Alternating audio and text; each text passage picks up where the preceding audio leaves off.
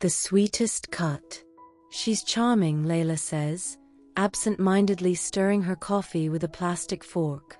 The soft clink of it against her mug scratches a spot in my mind I didn't know needed scratching.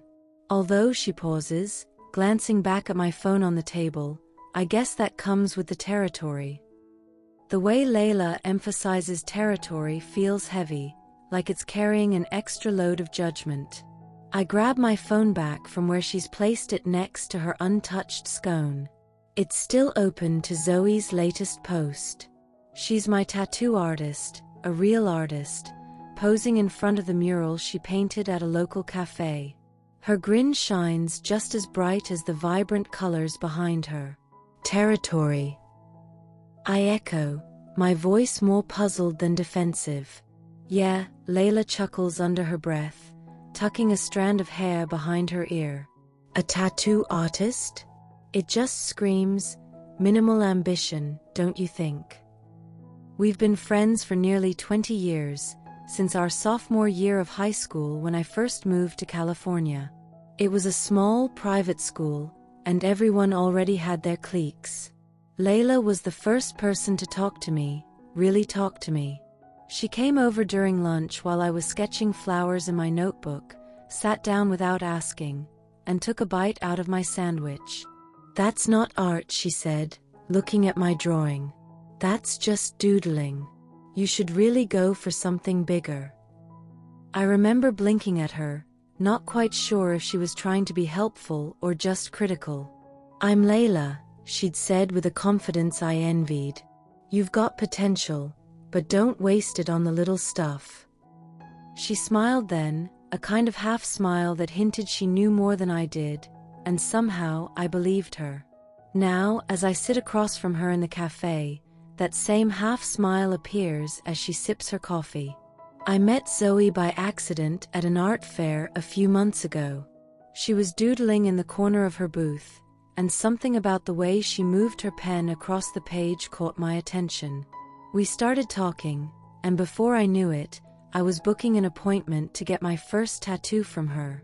Minimal ambition?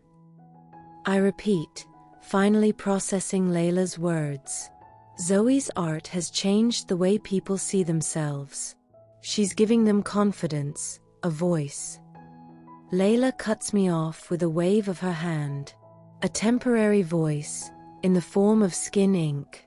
Not exactly life-changing, Fiona. She's always been this way, unyielding and brash, quick to judge anyone or anything that doesn't align with her carefully crafted world. Layla, who always knew what she wanted to be, a lawyer.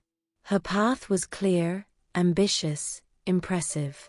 And I've always been the artist friend, the one who hasn't quite figured it out.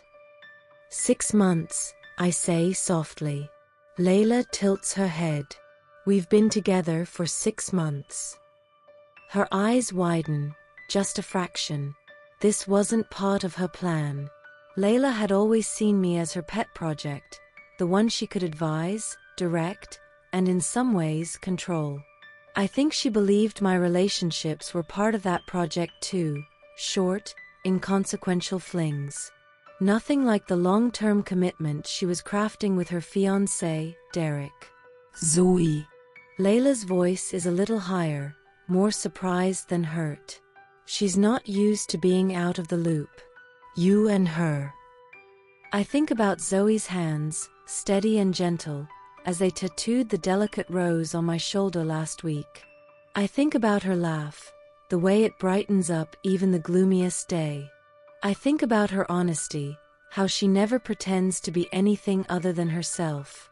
Yes, Zoe. Layla leans back in her chair, arms crossed over her chest. Her lips press into a thin line, but she doesn't say anything. For the first time in our friendship, I feel like I've surprised her. She sounds nice, Layla finally says, but it's not convincing. She is nice, I reply firmly, surprising myself with the strength in my voice. She's talented, she's passionate, and she makes people feel seen.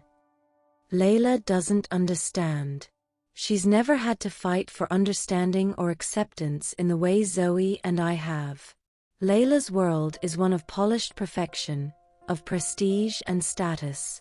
But Zoe's world, our world, is colorful, messy, and full of heart.